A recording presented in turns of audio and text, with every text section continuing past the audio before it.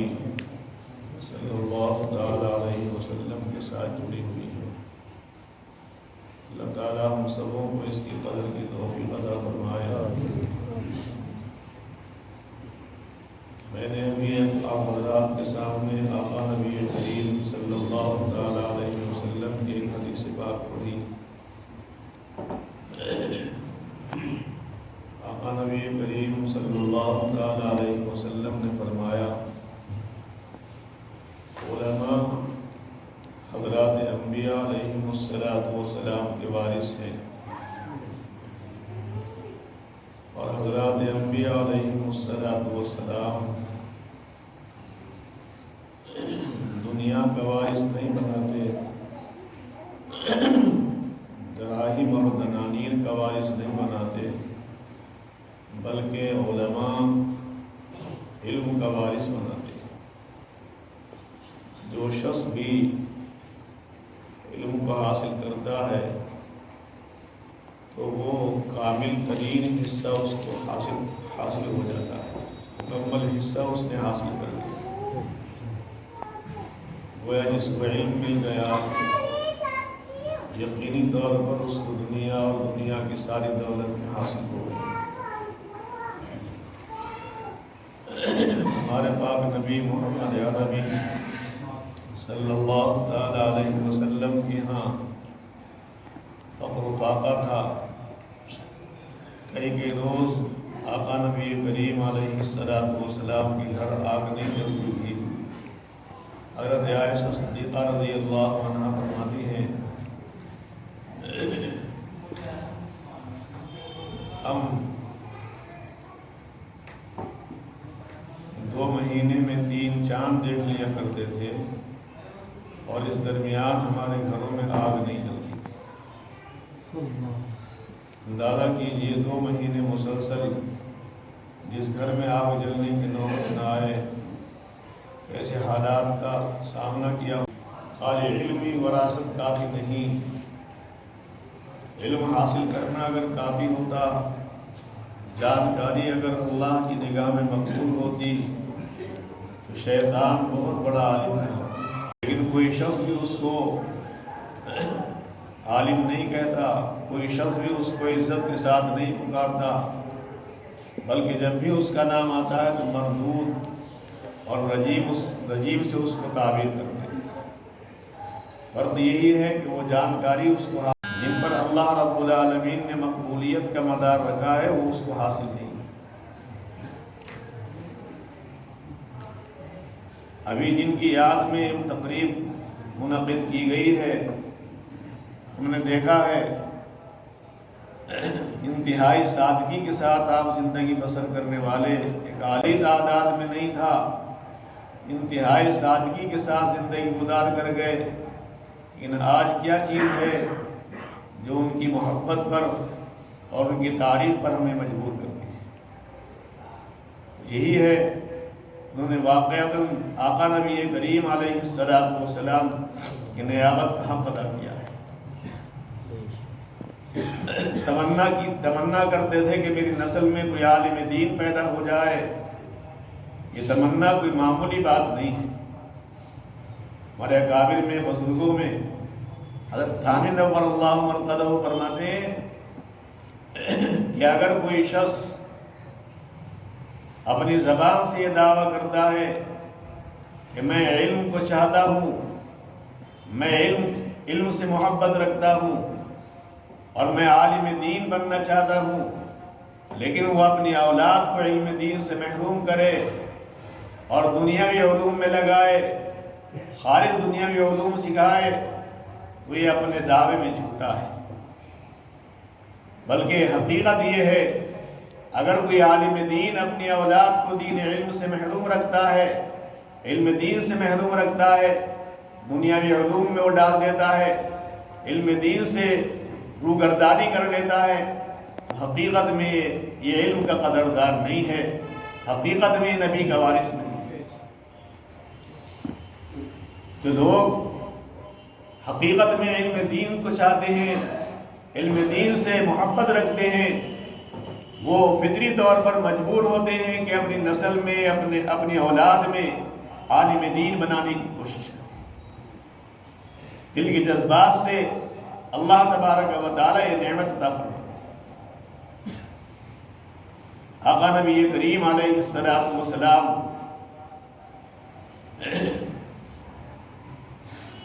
جس طرح علم کی اشاعت کرتے تھے،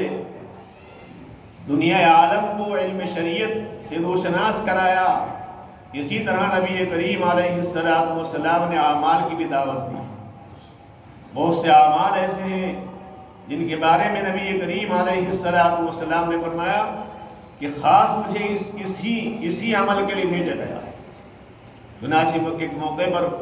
آقا نبی کریم علیہ السلام فرماتے ہیں بعثت لأتمم مکارم الاخلاق، مجھے تو دنیا میں بھیجا ہی اس لیے گیا ہے کہ میں اچھے اخلاق کے اندر جو کمی پیدا ہوئی اس کی تکمیل کروں.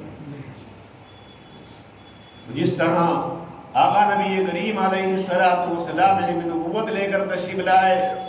آقا نبی کریم علیہ السلام کی بعثت کا مقصد علم دین کے مطابق عملی زندگی بنانا بھی تھا. اس لیے اس روایت میں آقا نبی کریم علیہ السلام نے اہل علم کو متوجہ کیا ہے کہ اگر کسی کو اللہ علم دین عطا فرمائے، علم دین کی دولت سے مالا مال کر دے تو اس کی نگاہ دنیا پر نہیں ہو. لم یورثوا دینارا ولا درہما، اہل علم دینار اور دراہم کا وارث نہیں بناتے بلکہ تو علم کا وارث بناتے.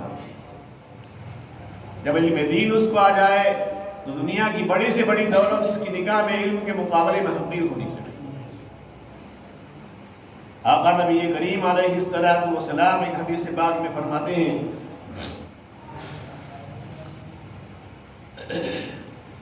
کہ اگر کسی کو اللہ تبارک و تعالی قرآن کریم کا ایک حصہ عطا فرما دے اور پھر وہ دنیا کی کسی بڑی دولت کو دیکھ کر، کسی بڑی نعمت کو دیکھ کر یہ خیال کرے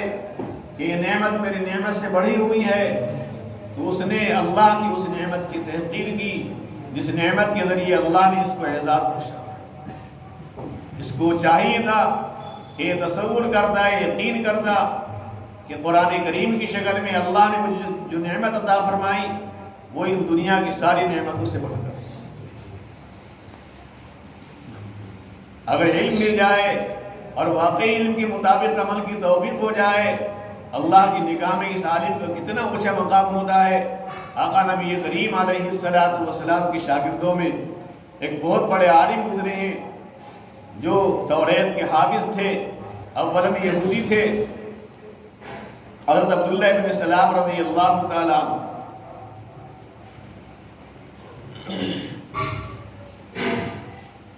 یہ جماعت میں شرکت فرماتے، حاضر ہوتے، لیکن ان کا انداز نرالا تھا، عجیب و غریب معاملہ تھا. یہ انتظار کرتے جب صفیں قائم ہو جاتی، صفیں درست ہو جاتی تو سب سے پیچھے کھڑے ہو جاتے. حالانکہ حدیث میں آتا ہے آقا نبی کریم علیہ السلام فرماتے ہیں کہ اگر تمہیں وہ ثواب معلوم ہو جائے جو اگلی صف میں کھڑے ہونے پر ملتا ہے، تو آقا نبی کریم علیہ السلام فرماتے ہیں اگر تمہیں بغیر جھگڑے کے اگلی صف میں جگہ نہ ملے تو اس اگلی صف کی جگہ پر جھگڑا کر لینا. اگلی صف کا اتنا اونچا ثواب ہے. لیکن عبداللہ بن سلام ہیں، توریت کے عالم ہیں، توریت کے حافظ ہیں، آقا نبی کریم علیہ السلام کے صحابی ہیں، وہ بالکل پیچھے کھڑے ہو گئے.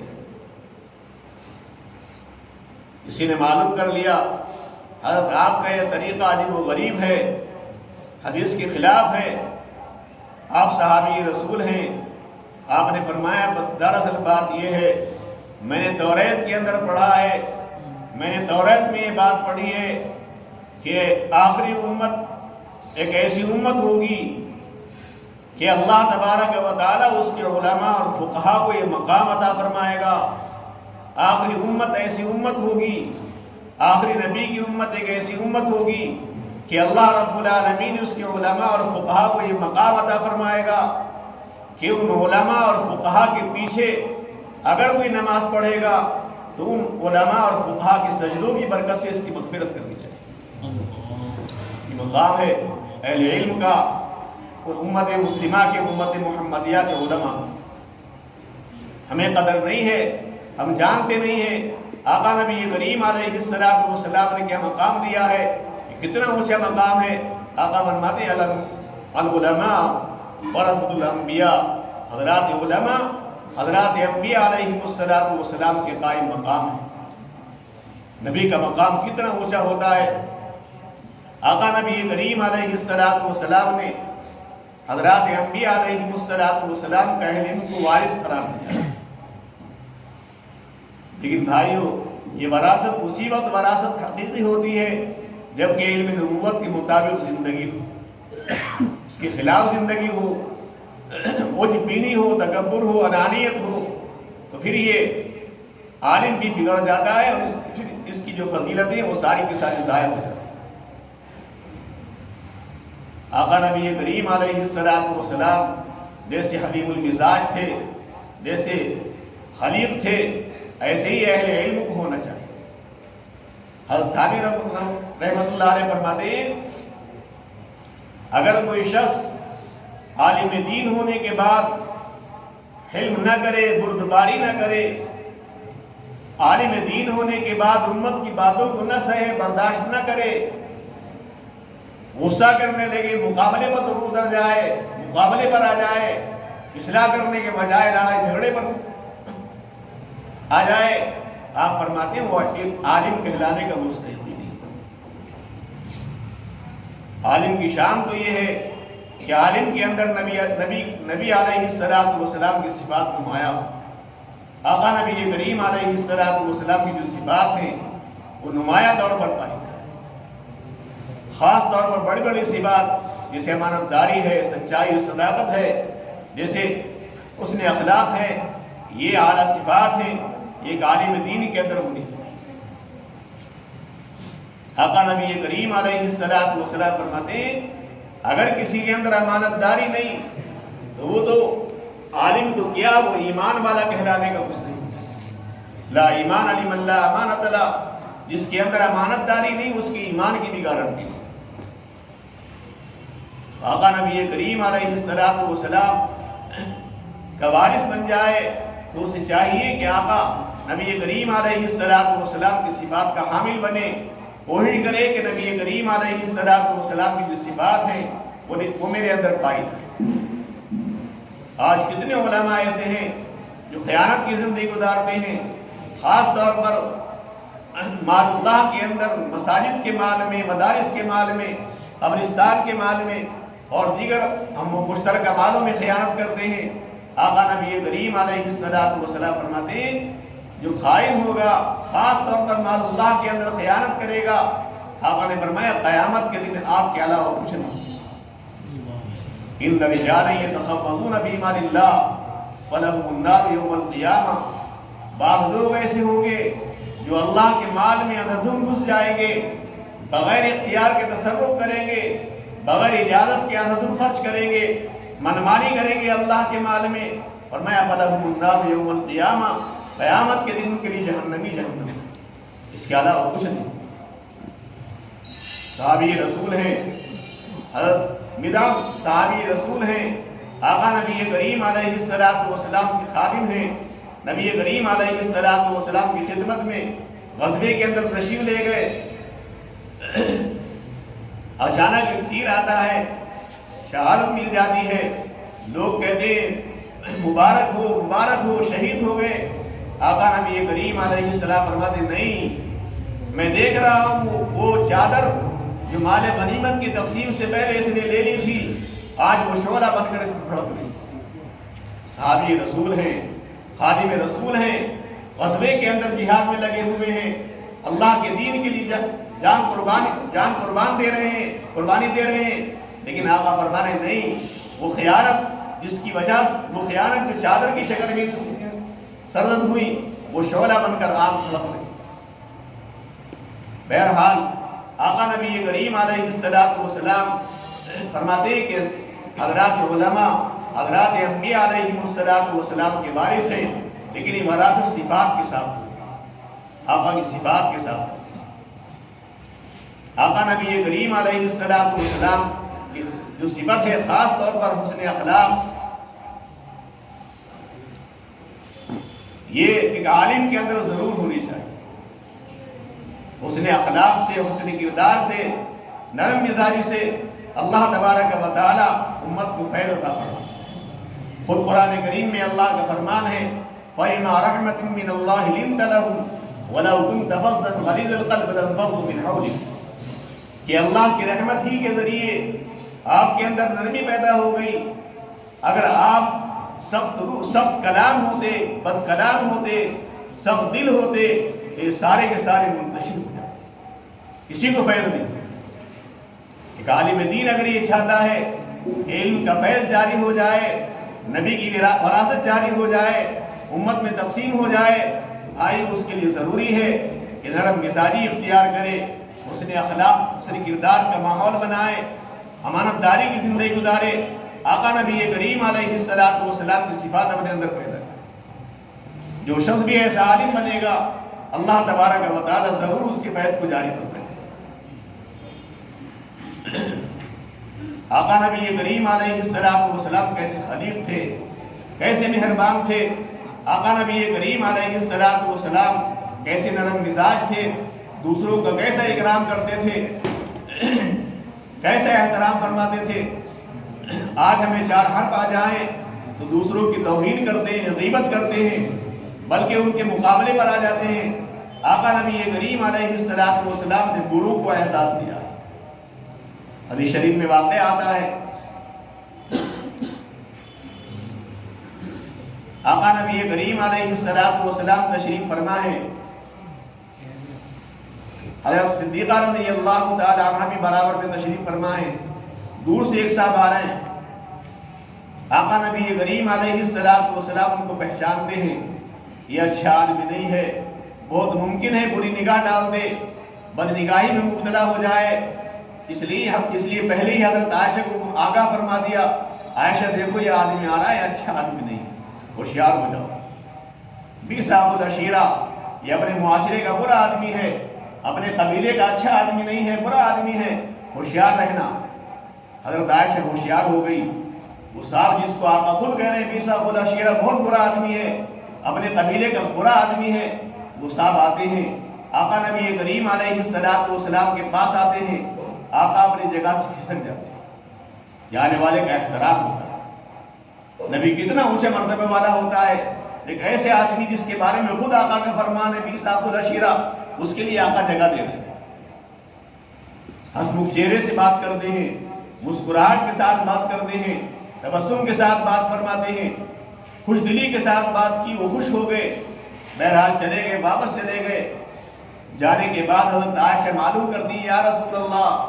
آپ نے فرمایا تھا بہت برا آدمی ہے، لیکن آپ نے تو اس کے ساتھ ایسا معاملہ کیا جو اچھوں کے ساتھ۔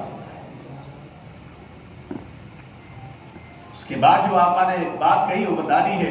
خاص طور پر ہم سبوں کو اس پر عمل کرنا ہے۔ ہم نبی کے وارث کہلاتے ہیں، رات دن تمہارے ساتھ گزرتے ہیں، رات کی تنہائیاں تمہارے ساتھ گزرتی ہیں، دن میں تمہارے ساتھ رہتا ہوں، تم ایک واقعہ ایسا بتا دو میں نے کسی کے ساتھ بدخلقی کی، یا عائشہ متا عہدتنی فحاشا، اے عائشہ ایک دن کے واقعہ بتا دو میں نے کسی کے ساتھ بدخلقی کی ہو، بدمزاجی کی ہو، اخلاق کے ساتھ گزرتی۔ تو اگر ہم واقعی وارث بننا چاہتے ہیں اور اللہ نے یہ موقع دیا ہے کہ وارث بنے، تو بھائیو آقا نبی کریم علیہ السلام کی صفات بھی ہمارے اندر ہیں۔ ایک بزرگ فرماتے ہیں، ہم لوگ ٹانے میں پڑھاتے تھے، ہمارے ساتھ بھی ایک بڑے عالم تھے، ایک بزرگ وہاں پر آئے تو ان سے درخواست کی کہ حضرت کوئی نصیحت فرما دیں۔ تو ان بزرگ نے ہمیں نصیحت کی کہ دیکھو یوں تو محنت کرنی ہی چاہیے، محنت اللہ کے یہاں ضائع نہیں ہوتی، محنت کرنا تو ضروری ہے، لیکن ہاں ایک تجربے کی بات ہے، اللہ کی یہ عادت ہے کہ عاجزی اور مسکنت کے ساتھ، تواضع کے ساتھ،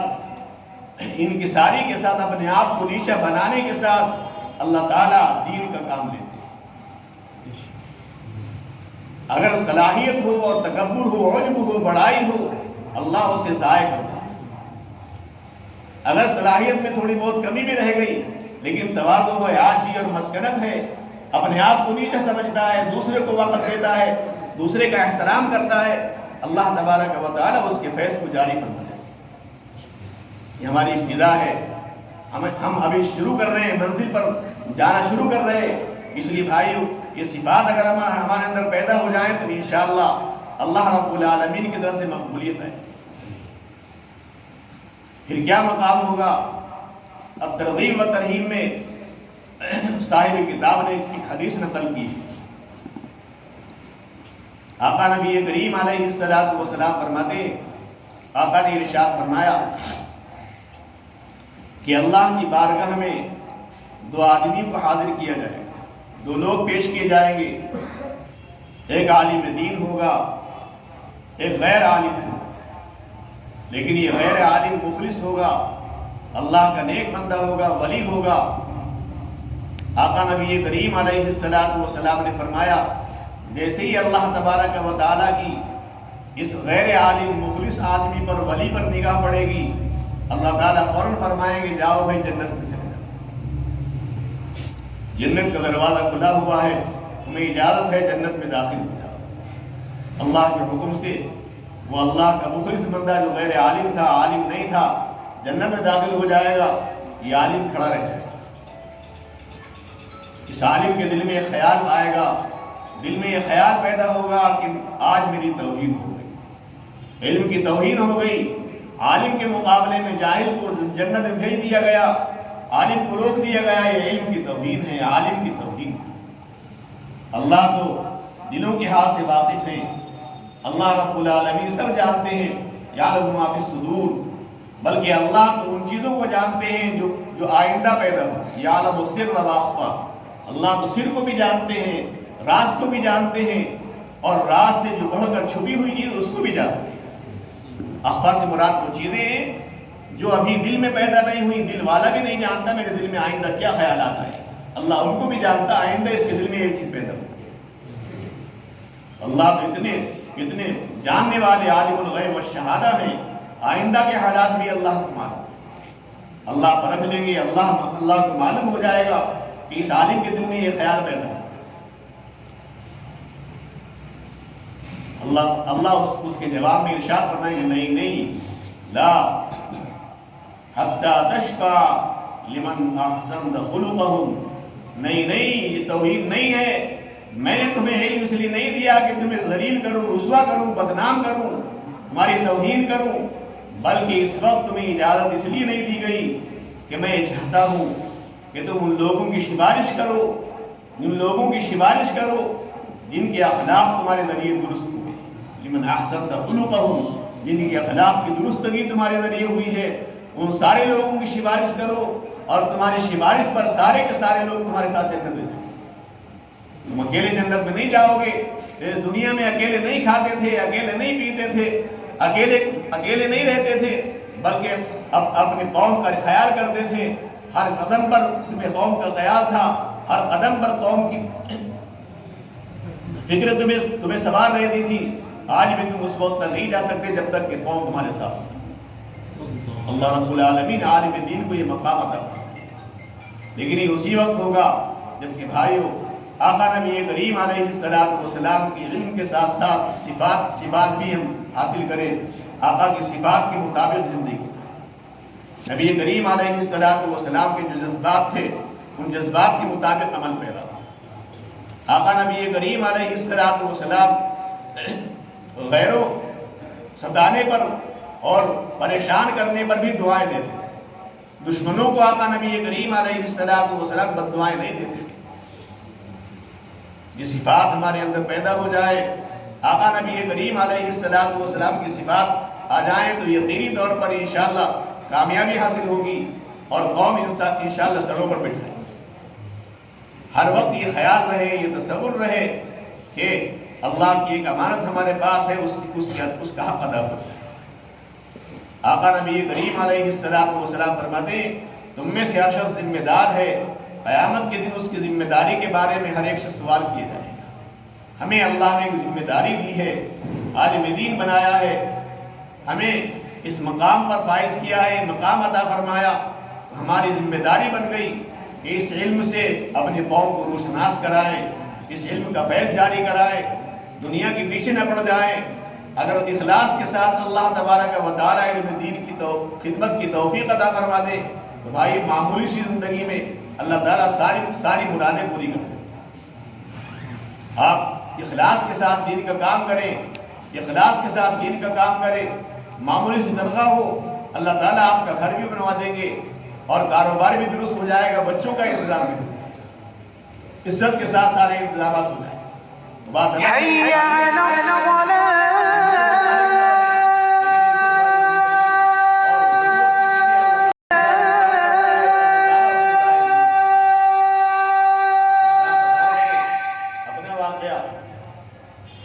ہم پڑھاتے تھے ایک جگہ، بتا رہے معمولی سی تنخواہ، بہت معمولی سی تنخواہ، ایسا اندازہ تھا کہ شاید خرچے زیادہ ہو جائے۔ ان کا طریقہ یہ تھا کچھ پیسے بچا کر تنخواہ سے اپنے والدین کو دیتے اور جو کچھ بچ جاتے وہ سارے کے سارے بیوی کے حوالے کرتے، حساب نہیں لیا کبھی۔ یہ اندازہ تھا کہ خرچ پورا ہو جائے، یہ بہت ہے، بلکہ وہی اپنا واقعہ بتاتے ہیں، ایک مہینے میں حساب لگا لیا، تنخواہ کم اور خرچ زیادہ، پھر بھی بچا ہوا۔ بہرحال وہ اسی طرح زندگی گزارتے رہے، یہ خیال بھی نہیں تھا کہ کچھ جمع ہو جائے گا۔ ان کی بیوی نے 10-12 سال کے بعد ان کو ایک خاص رقم دی اور یہ کہا کہ ہم نے اس پیسے میں سے جوڑ کر یہ رقم اکٹھا کی، پیسے اکٹھا کی، اور خوشی ہوئی، پتہ ہی نہیں تھا یہ پیسے اکٹھا ہو سکتے ہیں۔ چنانچہ اس پیسے کے ذریعے زمین لے لی، مکان کے لیے مکان بھی بن گیا، اور اللہ نے اس عورت کو، اس کے مرد کو حج بھی کرا دیا، اسی میں، کہیں اور سے نہیں، اسی میں اللہ نے سب کچھ کرا دیا۔ تو اخلاص کے ساتھ اللہ کے دین کا کام کریں گے، اللہ کے دین کی خدمت کریں گے، علم دین کی خدمت میں لگ جائیں گے، ایک وقت آئے گا اللہ تبارک و تعالیٰ مہربان ہو جائے گا۔ لیکن کچھ آزمائش بھی ہو سکتی، امتحان بھی ہو سکتا ہے، امتحان بھی اللہ لیتے ہیں، کبھی کبھی آزمائش کا شکار بھی بننا پڑتا ہے، خاص طور پر جو اہل علم ہوتی ہیں ان کی آزمائش زیادہ ہوتی ہے۔ حدیث میں آتا ہے، آقا نبی کریم علیہ السلام فرماتے ہیں، سب سے زیادہ آزمائش میں حضرات انبیاء علیہ السلام مبتلا ہوتے ہیں، اس کے بعد ان لوگوں کی آزمائش ہوتی ہے جو ان کے نقش قدم پر چلتے ہیں، جو ان کے قریب ہوتے ہیں، پھر ان کی آزمائش جو تیسرے درجے پر ہوتے ہیں، یہ کے بعد دیگری آزمائش ہوتی ہے۔ اس لیے آزمائش تو ہوگی، امتحان تو ہوگا، لیکن اخلاص کے ساتھ لگے رہے تو اللہ تعالیٰ ایک دن لائیں گے کہ اللہ رب العالمین دونوں جہان کی عزت عطا فرمائے گی، دنیا کی ضرورتیں ہی پوری ہو جائیں گی اور حلال طریقے پر پوری۔ بہرحال یہ منتشر باتیں، چند باتیں اللہ نے کہلوا دی اس نسبت سے کہ اس وقت یہ بچہ عالم ہوا ہے، اللہ تعالیٰ اس علم کو قبول فرمائے، اور ان کے دادا محترم نے جو امیدیں کی تھیں اللہ تعالیٰ اس کا جو ثواب عطا فرمائے، ماں باپ کی ثواب عطا فرمائے، ہم سب کے لیے ذخیرہ بنائے۔